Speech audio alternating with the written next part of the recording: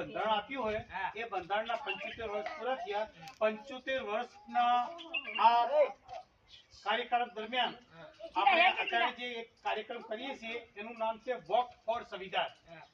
એટલે 75 દિવસ સુધી આપણે દરરોજ માટે 2 કિલોમીટર ચાલીશું અને એ સમય દરમિયાન આપણે બંધારણનો પ્રચાર અને પ્રસાર કરીશું અને બંધારણને મજબૂત કરીશું અને આપણે પણ મજબૂત થઈશું.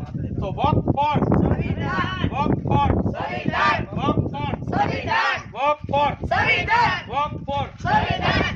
75 દિવસ એટલે કે 14મી એપ્રિલ 2025 સુધી દરરોજના માટે આપણે સૌ લોકો 2 કિલોમીટર ચાલીશું અને 2 કિલોમીટર દરમિયાન આપણે બંધારણના જે વિચાર છે, બંધારણ આપણને શું આપ્યું, બંધારણ મજબૂત કરવા માટે એના માટેના આપણે વિચાર અને પ્રચાર પ્રસારિત કરીશું.